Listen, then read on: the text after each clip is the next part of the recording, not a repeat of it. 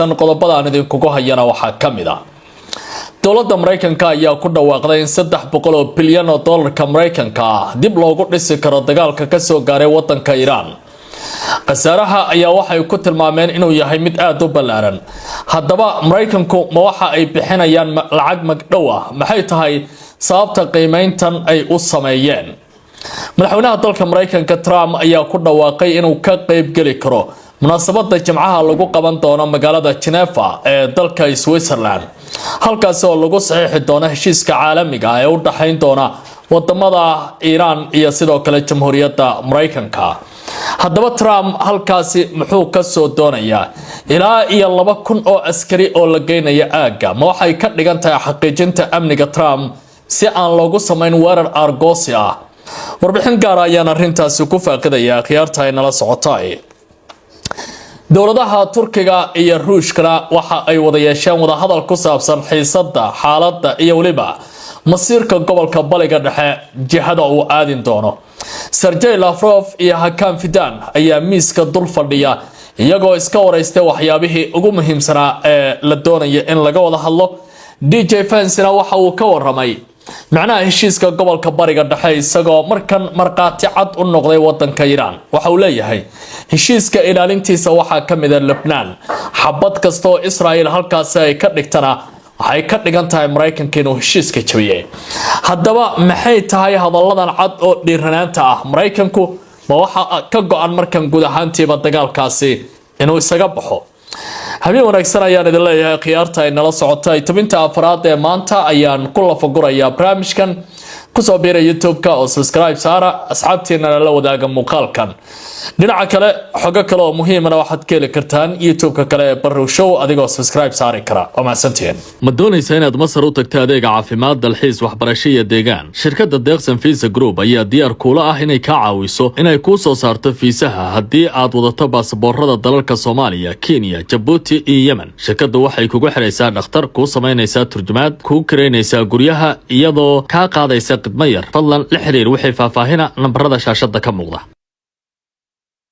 markii ugu horeysay dalka Mareykanka ayaa faahfaahin ka bixiyay dagaalka gobolka Bariga Dhexe, qasaaraha soo gaaray wadanka Iran iyo qiimaha lacagta lagu dhisi karayo burburka Iran soo gaaray oo uu ku tilmaamay sarkaal sare oo ka tirsan aqalka cad ee Trump uu fadhiyo in ay gaarayso 300 bilyan oo dollarka Mareykanka. dowladda Washington hadalkan waxay sii deynaysaa xilli Iran ay dalbanayso lacago bilyan dollar ah oo caalamka uga xayiran. waxaana sidoo kale ay ku soo aadaysaa iyadoo Iran loo ogolaanayo in loo fasaxo qiimaha shidaalka caalamka ay ka iibsan karto, taas oo wixii hadda ka dambeeya aan cunaqabateyn dhinaca iibka shidaalka ah la saari doonin. mas'uul sare oo ka tirsan aqalka cad ayaa sheegay in heshiiska isafgaradka ay u dhaxeeya Mareykanka iyo Iran uu xambaarsan yahay ballanqaad uu Mareykanka galay xulufadiisa gobolka ee ku saabsan hirgelinta qorshe ballaaran oo dib loogu dhisayo Iran, kaasi oo lagu qiyaasay 300 bilyan oo dollarka Mareykanka. sida uu sheegay mas'uulka, lacagtaasi ayaa waxa loo adeegsan doonaa dib u soo nooleynta kaabayaasha dhaqaalaha iyo adeegyada muhiimka ah ee Iran, iyadoo habka fulinta iyo maalgelinta faahfaahintaasi lagu qeexi doono heshiiska kama dambaysa ah ee labada dhinac ay gaari doonaan. mas'uul ka tirsan aqalka cad ayaa sidoo kale sheegay in qoraalka isafgaradka uu dhigayo in Mareykanka uu si tartiib ah u qaadi doono cunaqabateynta saaran Iran iyadoo la marayo jadwal waqtiyeed lagu heshiin doono oo inta lagu guda jiro wada xaajoodka heshiiska rasmiga ah oo labada dhinac ay ka shaqeyn doonaan muddada 60 maalin ee soo socota. dhinaca kale qoraalka ayaa lagu sheegay in Iran ay mar kale xaqiijinayso in aysan doonayn inay hesho hubka nuclear-ka, taas oo loo arka baa la yiri muhiimadda dadaalada lagu doonayo in xiisadda gobolka lagu soo gabagabeeyo. qorshaha dowladda Iran ay ku dhawaaqday ayaa ku soo aadaya ama Mareykanka ay ku dhawaaqeen ayaa ku soo aadaya iyadoo gobolka Bariga Dhexe uu si guud u aadi doono hanaan nabadgelyo ah oo lagu soo afmeerayo guud ahaan boqolaadii halkaasi ka taagnayd.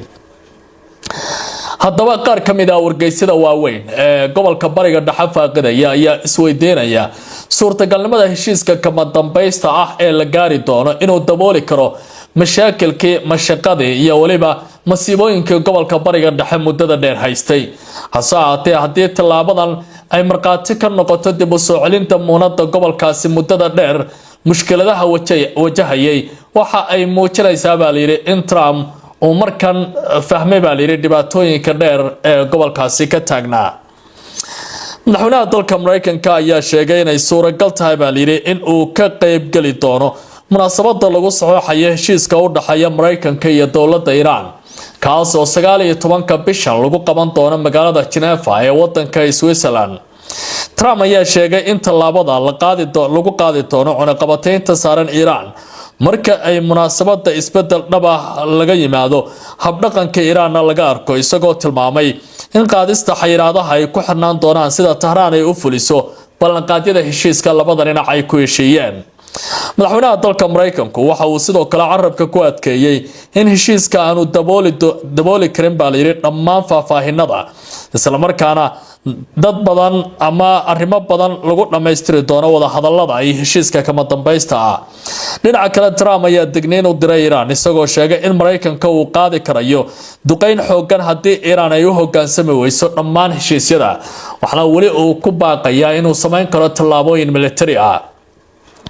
waxa uu xusay weerarka lagu qaaday dowladda Iran gaar ahaan magaalada Minab. Trump waxa uu sheegay in dhacdadaasi ay weli baaritaan ku socdaan, isagoo intaa ku daray in qaladaad mararka qaar dhacay ay xilliyada dagaalka keeni karaan in dhinacyadu ay sii kala fogaadaan oo mashaakil weyn ay dhexda u gali karaan.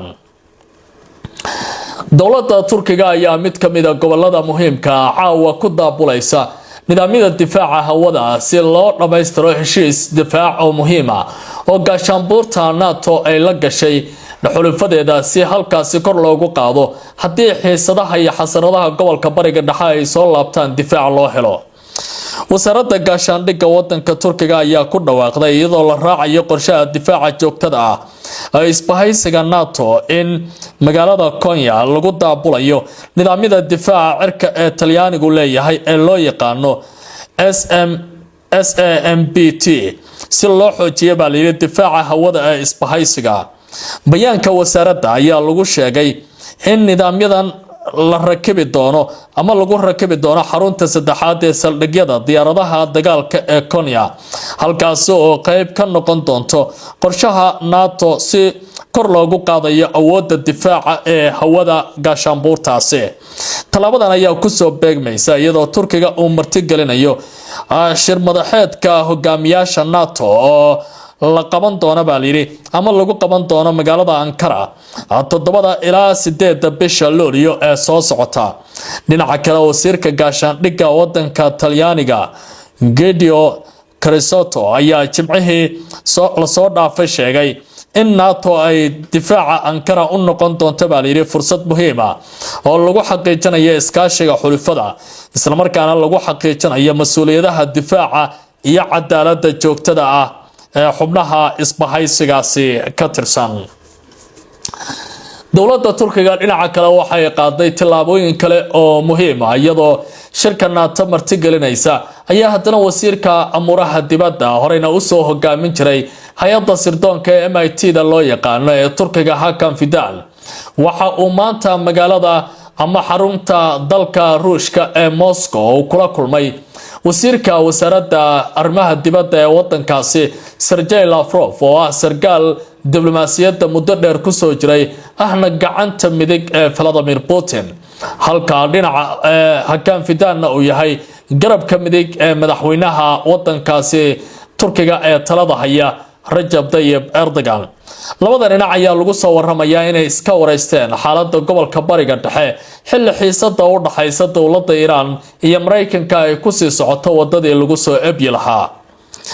wasiirka amuraha dibadda ee wadanka Turkiga Hakan Fidan ayaa Arbacadii magaalada Kazan kula kulmay madaxweynaha dalka Ruushka Vladimir Putin maalintii labaad booqasho rasmi ah uu ku joogo wadanka Ruushka, sida ila wareedyo diblomaasi ah ay tilmaamayaan oo Turki ah.